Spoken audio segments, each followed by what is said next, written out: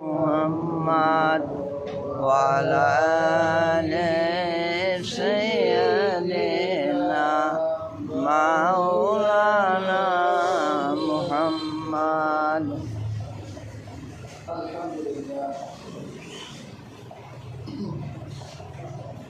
শুকর গুজার করছি মহান আল্লাহ রব্বুল ইজ্জত ওয়াল জালালের উপর, যে মহামহিম আপনাকে এবং আমাকে জুমআর মসজিদে আসার শক্তি দান করেছে। শুকর করছি সে মহান আল্লাহ।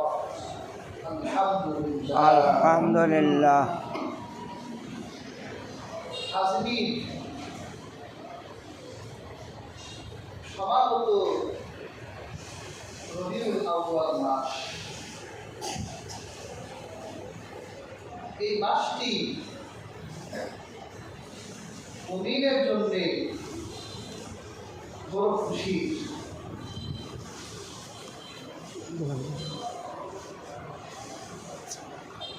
গোটা কায়নাতের এক কথায় আমার আল্লাহ যত জাহানের রব, আমার রাসূল তত জাহানের রব। আমার আল্লাহ জানা অজানা কোন সৃষ্টির পূর্ণতা দিয়েছে এই মাসে জন্মগ্রহণ করে।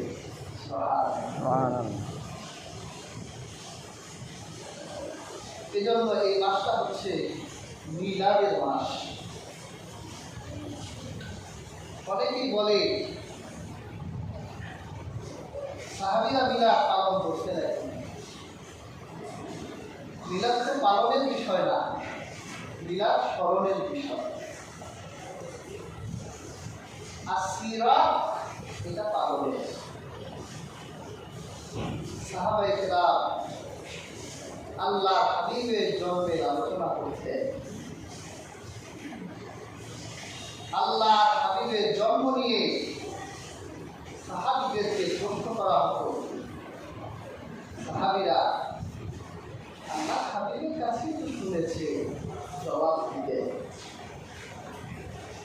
তো কাজেই আমাদের মিলাদ নিয়েও অ্যালার্জি নাই, মিলাদ নিয়েও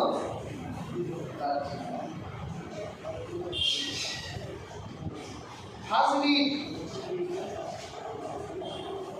আল্লাহ তার হাবিবকে কেন পাঠালেন? আমি সূরা জুমআর দ্বিতীয় আয়াতটি তেলাওয়াত করেছি। এখানে আল্লাহ তার হাবিবের পাঠানোর মাকসাদ বর্ণনা করেছেন। আল্লাহ রাব্বুল আলামিন বলেন, হুয়াল্লাযী বা'আসা ফিল উম্মিয়িনা রাসূলান মিনহুম ইয়াতলু আলাইহিম আয়াতিহি ওয়া ইউযাক্কিহিম ওয়া ইউ'আল্লিমুহুমুল কিতাবা ওয়াল হিকমাহ ওয়া ইন কানূ মিন ক্বাবলু লাফী দালালিন মুবিন। তিনি তো সেই সত্তা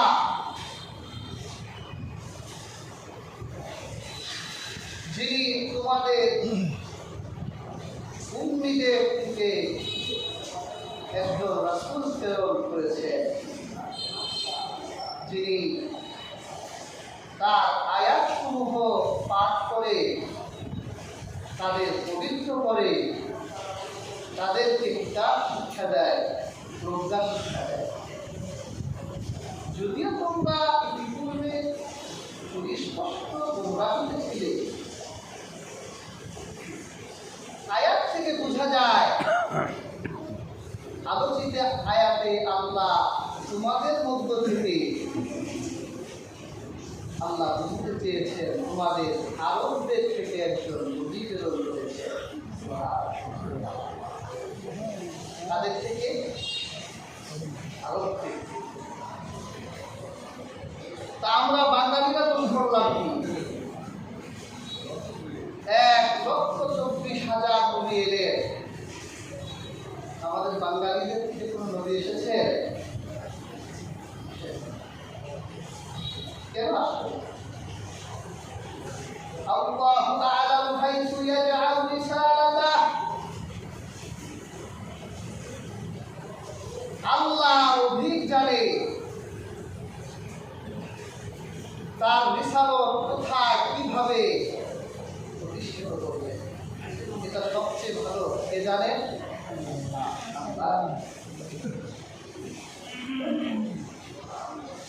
আমাদের থেকে কেন পাঠাবে? আমরা যে আবহাওয়ার মানুষ, আমাদের ঋতু কয়টা? আমরা 6 ঋতু দেশের মানুষ। আর আরবদের প্রধানত আবহাওয়া 2টা, হয় গরম নয় ঠান্ডা। গরম বেশি। তো যারা জিওগ্রাফিক্যাল ভূতাত্ত্বিক দিক, তাদের মতে যেই মাটির আবহাওয়া কম, ওই মানুষ তার চরিত্রের বৈশিষ্ট্য একরকম হয়। আবহাওয়া কম, গরম ঠান্ডা, হয় তারা অনেক ঠান্ডা, নয় অনেক মেজাজ। এই জন্য আরবের মানুষরা যার জন্য জীবন দিত, তার জন্য জীবন দিতই। আর যাকে মারত, তাকে মারতই। বেলালকে কত মারা হলো, পিঠের চামড়া উঠাই দেওয়া হলো। বেলাল লা ইলাহা ইল্লাল্লাহ। আর আমাদের একটা ডান্ডার বাড়ি দিলেই বলতাম, কি বলতে বলেন বলেন, সেটাই বলতো। দেশের গিরগিটির মতো রং বদলায়। এই জন্যই তো হাজিরি এদেশে রাজনীতি করে। নোংরা আমার মানুষের নেচার তো ভালো না। যারা রাজনীতি করে এদেশের মানুষ তাদের 12টা বাজায় দেয়। এদেশের মানুষের জন্য যাদের আমরা নেতা বলি, এদেশের মানুষের জন্য যারা জীবন দিয়েছে, সব কিছু করেছে, আবার তাদের পিঠে ছুরি বসাইতে আমাদের সময়। আমাদের নেশার ভালো লাগে আল্লাহ ভালো যাবে। এই জন্য আল্লাহ নবী পাঠালেন সেন্টার অফ দ্য আর্থ, পৃথিবীর কেন্দ্রে। হাজির, আমরা যদিও আরব না, আল্লাহর হাবিবকে যদিও আমরা আমাদের গোত্র, আমাদের জাত থেকে পাই নাই, কিন্তু এক দিক দিয়ে নবীকে আমাদের দিকে পেয়েছি। সেই সূক্ষ্ম চিন্তা আমরা করি নাই, সেই সূক্ষ্ম চিন্তা করেছেন কবি কাজী নজরুল। কাজী নজরুল তার অনাগত কাব্যের মূলভাষ্য কবিতায় লিখেছে, ধন্য আরব, ধন্য এশিয়া প্রদেশ, তোমাতে এসেছে প্রথম নবী গো, তোমাতে এসেছে নবী। কাজী নজরুল বুঝাতে চেয়েছেন,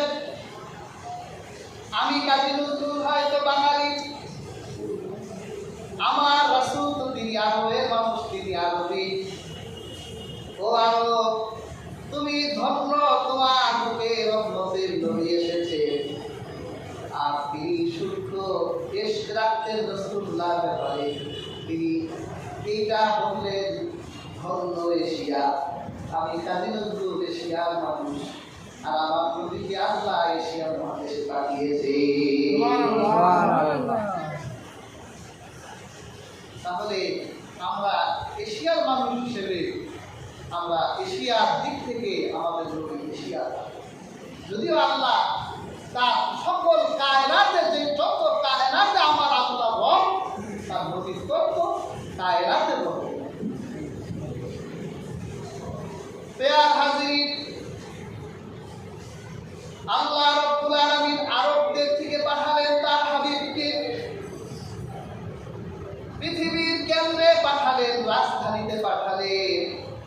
কারণ রাজধানী থেকে সব জায়গায় নেতৃত্ব দেওয়া যায়। রাজধানী যার দখলে দেশটা, এই জন্য দেখবে সরকারের বিরুদ্ধে যুদ্ধ লাগলে ৭১ রাজধানী, মানে রাজধানী দখল করতে পারলে সব আল্লাহ গোটা পৃথিবীর রাজধানীতে তার রসুলকে পাঠালেন, যাতে তিনি এই আরবের মরুর প্রান্ত থেকে গোটা পৃথিবীর প্রত্যেক মাটিতে তার বিশালতের দায়িত্ব পৌঁছে দেয়। আল্লাহর হাবিবের দিন কোথায় গেল না? সেই সুদূর আফ্রিকার প্রান্তরে আল্লাহর হাবিবের দিন চলে গেছে। সেই সুদূর হিন্দে, আজকের এই ভারতে, আজকের এই বাংলায় আল্লাহর হাবিবের দিন এসেছে। আল্লাহ দুনিয়ায় যেখানে মানুষ, সেখানে আল্লাহর হাবিবের দিন পৌঁছে গেছে। কারণ রাসূলুল্লাহ এসেছেন রাজধানীতে। আল্লাহ রাব্বুল আলামিন তার হাবিবকে পাঠালেন। দেয়ার হাজির, আমাদের এই রাসূল কিন্তু সাধারণ কোনো রাসূল নয়। আমাদের এই রাসূল সাধারণ কোনো নবী নয়, সাধারণ কোনো মানুষ নয়। আমার রাসূল তার শান, তার মর্যাদা, তার মর্তবা আল্লাহ রাব্বুল আলামিন সেই রূহের জগৎ থেকে রেখেছেন। সুবহানাল্লাহ। সূরা আল-ইমরান ৮১ নম্বর আয়াতে ওয়া ইয আখাযাল্লাহু মিসাকান নাবিয়্যিন, এই আয়াতে এসেছে আল্লাহ রূহের জগতে দুইবার তিনি রূহেদের সাথে আল্লাহ কথা বলেছেন।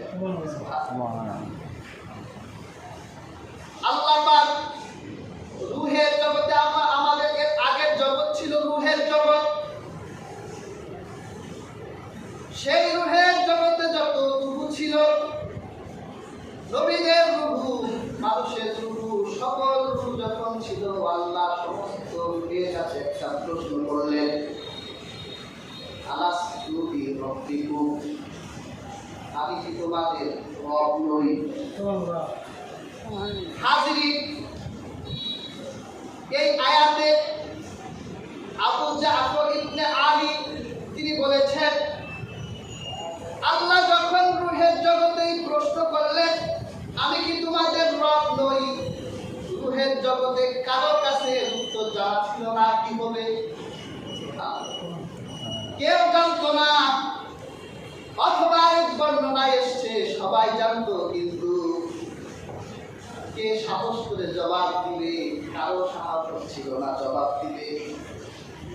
সেই রূহের জগতে আল্লাহ প্রশ্ন করার পর নীরব রূহের মধ্য থেকে সবার আগে যেই রূহটা জবাব দিলেন, কলা আপনি আমাদের রব, তিনি আর কেউ নন, রাহমাতুল লিল আলামিন। আমার নবী সবার আগে জবাব দিলেন, সাহস করলেন। আমার নবী সবাই উত্তর শিখাই দিলেন, ও রূহরা জবাব দাও, হ্যাঁ আপনি আমাদের রব। আল্লাহ তাআলা এরপর দ্বিতীয় সাক্ষাৎ করলেন, দ্বিতীয় কথোপকথন করলেন শুধু নবীদের রূহের সাথে। আল্লাহ তাআলা সেই রূহের জগতে সমস্ত নবীদের রূহকে জিজ্ঞাসা করেছিলেন, যদি আমার হাবিব মুহাম্মদ সাল্লাল্লাহু আলাইহি ওয়াসাল্লাম তোমাদের নবুয়তের সময় যদি তোমাদের কাছে যায়, তাহলে তোমরা কি তাকে স্বীকার করবে? আপনার তো তোমরা কি তাকে মেনে নিবে? তোমরা কি তাকে তার অনুসরণ করবে? তখন সমস্ত নবীদের রূহরা বলেছিল, আপনার না, আমরা মেনে নিলাম। আল্লাহ সাথে ওয়াদা দিল। এই জন্য হাজিরিন, আল্লাহ হাবিব নিজেও বলেছেন, আমি যদি মুসা নবীর সময় দুনিয়ায় আসতাম, তাহলে মুসা আমার নবুয়ত মানা মুসা বাধ্য হতো। নবী মুসা আমার